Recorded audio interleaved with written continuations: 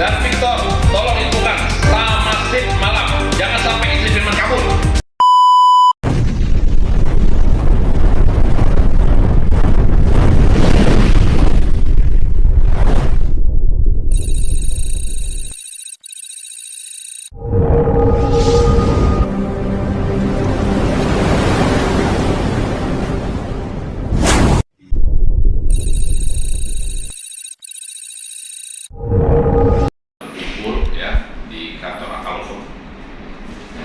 Terima kasih hari ini dihadiri ya pimpinan ya owner ya dari The Journal Indonesia ya Bapak Dian, dan juga dihadiri juga Ketua Dewan Masjid ya DMI ya Babel ya Bapak Ustadz Ridho ya, dan juga hari ini ya selaku korban ya Ibu Nadia ya Bu Nadia.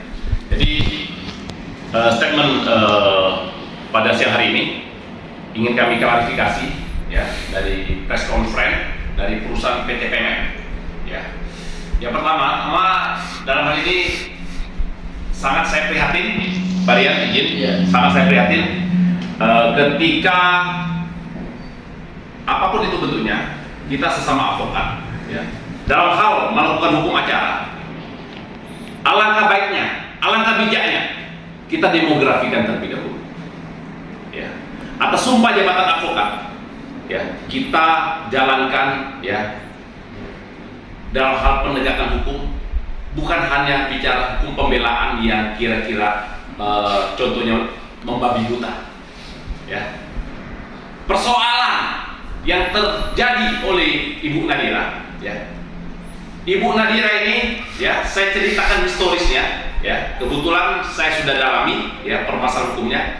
Suaminya itu kerja di perusahaan PMM, kerja di perusahaan PMM itu sebagai sopir ya, gajinya 2.500.000 ya, itu gajinya 2.500.000. terus terjadi laka lantas di wilayah Puding ya. Jadi kata perusahaan itu berdasarkan statement katanya kerugian menghabiskan kurang lebih 300 juta. Itu pun saya pertanyakan ya. Kita sama-sama dari akal hukum akan melakukan upaya literasi kepada perusahaan PMM. Tolong apa yang disampaikan dalam press conference sampaikan dalam hukum pembuktian, betul atau tidak 300 juta tersebut ya.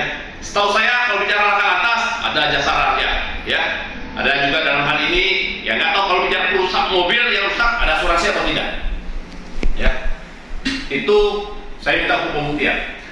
Kedua, disampaikan oleh penasihat hukum dari PMM dan juga humas ataupun siapalah, ada 3 orang di situ. Katanya Ibu Nadira ini, Nadia ya, masuk sendiri atas dasar keinginan sendiri ya ke ruangan ya, dulu katanya bekas tempat pembayaran ya. Kalau pernyataan dari security semua di situ tempat ya yang tidak layak, tempat anjing-anjing liar tidur di situ, berak di situ, makan di situ juga ya, anjing liar. Kami datang pada saat saya dengan Bapak Budiono bersama dengan tim The Journal ini menjadi saksi ya. Kami lihat kondisinya masih ada kotoran anjing yang kering ya. Coba berapa prihatin kalau bicara penerapan pasal 333 KUHP pidana, merampas kemerdekaan, bicara hukum pembuktian, penangkapan seseorang karena laporan polisi ya, penahanan seseorang karena 2 alat bukti dan 2 keterangan saksi ya. Kita tahu semua kalau kita sesama advokat ya. Ini chat grup yang kami dapatkan ya, saya perlihatkan. Ini chat grup ya, grup PT PMM. Danu Pak Hasan Marpaung menyampaikan, Danu dan tim pastiin dikawal istri Firman, Agung dan Victor, tolong infokan sama sip malam, jangan sampai istri Firman kabur. Pertama, Victor ini security ya. Siapa? Agung dan Victor, Portas Pos 1 dan 2, gembok saja, dijaga. Jika ada yang keluar masuk dipantau, oke? Agung dan tim, tolong share aja ini di grup ini, foto setiap jam kondisi istri Firman.